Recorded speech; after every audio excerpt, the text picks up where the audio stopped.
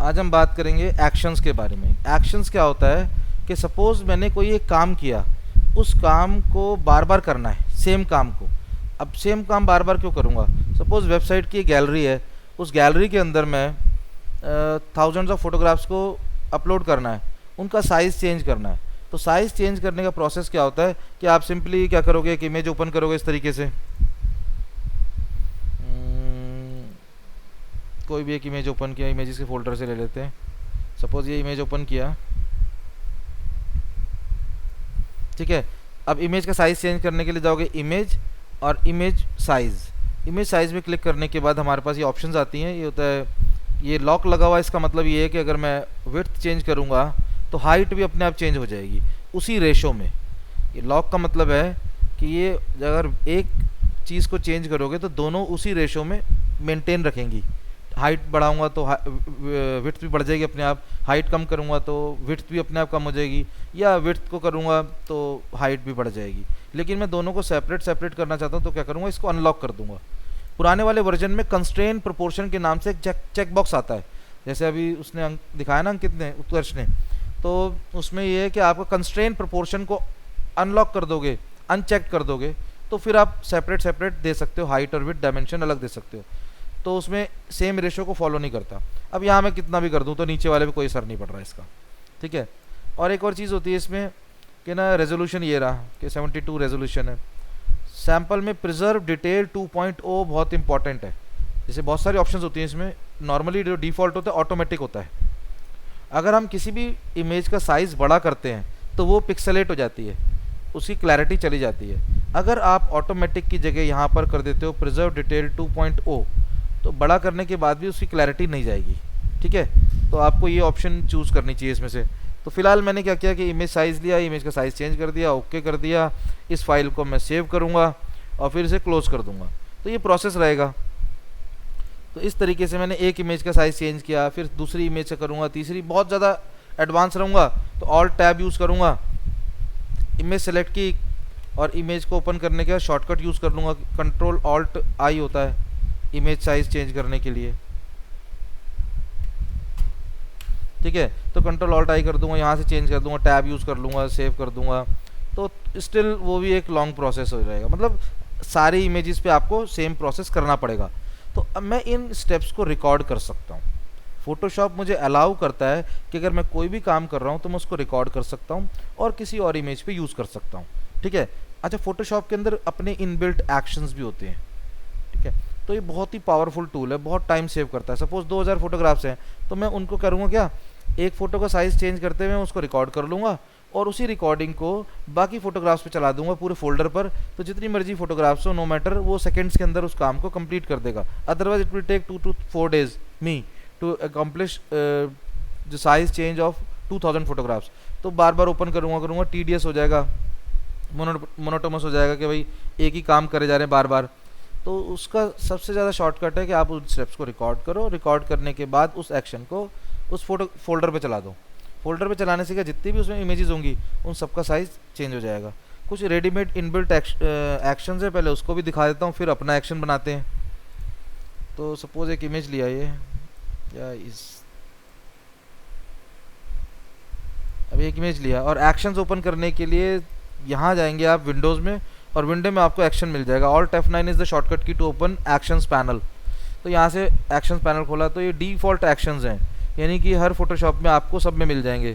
तो यहाँ से इसको एक्सपैंड करता हूँ और ये बहुत सारे हैं, तो इसमें देखते हैं क्या क्या हमारे मतलब का है। तो ये वाटर रिफ्लेक्शन है, ठीक है, फ्रेम चैनल्स है, वुडन फ्रेम है, देखो इसे ओपन करते हैं, वुड फ्रेम चलाते हैं, ठीक है। तो इस इमेज पर वुड फ्रेम चलाने के लिए वुड फ्रेम एक्शन सेलेक्ट करेंगे और यहाँ से इसे प्ले कर दो।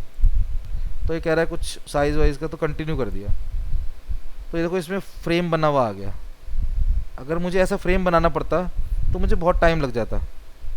कैसे लग जाता कि मैं खुद से बनाता एक बॉर्डर बनाता, उसको विड्थ देता, उसमें कलर पैटर्न फिल करता, बेवल एंड एम्बोज देता, ड्रॉप शेडो देता। तो ये 3-4 काम करने के बाद इस तरीके का वुडन फ्रेम बनता, ठीक है। तो वुड फ्रेम मैंने सिर्फ एक्शन अप्लाई किया, एक प्ले कर दिया तो बन गया, ठीक है। अगर मैं कोई और एक्शन भी चूज़ करूँ तो कर सकता हूँ। तो आप इस तरीके से डिफ़ॉल्ट एक्शंस को यूज़ करके देख लेना, सब सारे डिफ़ॉल्ट एक्शन चला के देखने आपको, ठीक है। जैसे वाटर रिफ्लेक्शन बनाना है किसी चीज़ का, तो वाटर रिफ्लेक्शन बनाने के लिए हमारे को बहुत सारे चीज़ें करनी पड़ती हैं। सपोज़ एक इमेज लेता हूँ और उसका वाटर रिफ्लेक्शन बनाते हैं। लेट्स से माउंटेन रेंज लेता हूँ कोई। कहाँ गए हमारे पर्वत?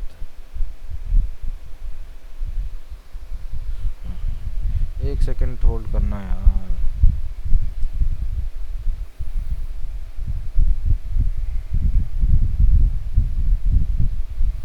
हाँ, इमेज नहीं मिल रही इसमें, मैं कहीं और ढूंढता हूँ, बाहर ही पड़ी होगी। ये रही, रिफ्लेक्शन बनाते हैं इसका। एक रिफ्लेक्शन बनाने के लिए करना क्या पड़ता है नॉर्मली, कि बहुत लॉन्ग स्टेप्स हैं, ठीक है।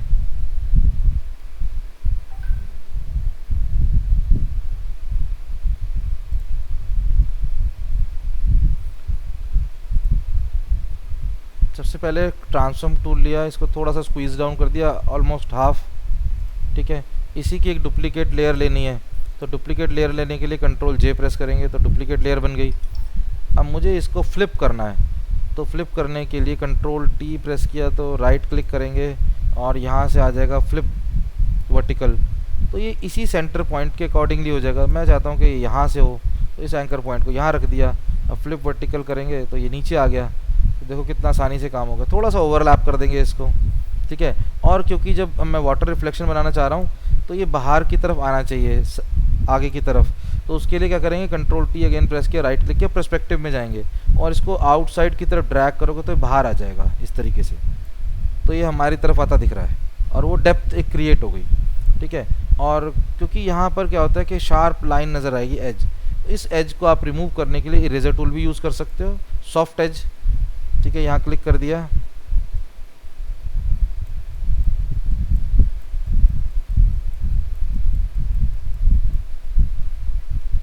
आप मास्क करके भी यूज़ कर सकते हो जिससे कि आप उसको एडिट कर सको। नहीं तो मास्किंग नहीं करोगे तो अगर मिस्टेक हो जाती है कोई तो फिर आपको टाइम और एक्स्ट्रा लगाना पड़ेगा।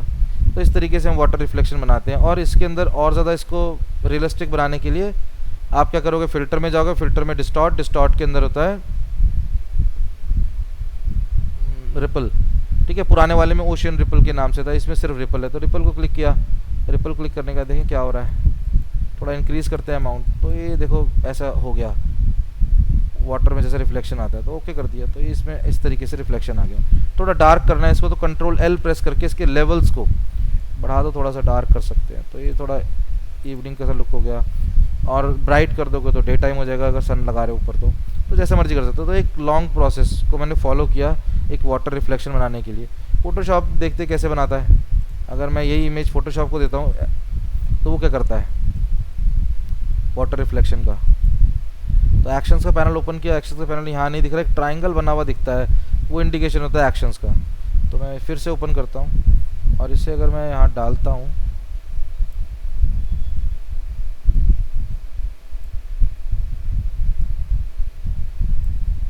ये ट्राइंगल इंडिकेशन है एक्शंस का। तो इसे ओपन कर लिया और यहाँ पर वाटर रिफ्लेक्शन पे गए, प्ले कर दिया, कंटिन्यू कर दो, कुछ हो रहा है इससे। एक रिफ्लेक्शन तो बनाया इसने लेकिन कुछ कर नहीं पाया ज़्यादा। अनलॉक करता हूँ इसको, एक डुप्लीकेट लेयर लेते हैं इसकी, फिर चला के देखते हैं इसको। पुराने वाले में तो चल जाता था, नए में क्यों नहीं चल रहा, लेट्स सी।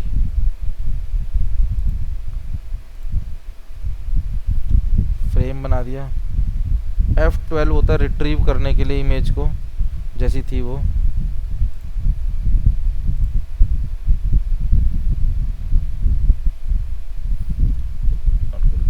रिपल इसको मिल नहीं रही,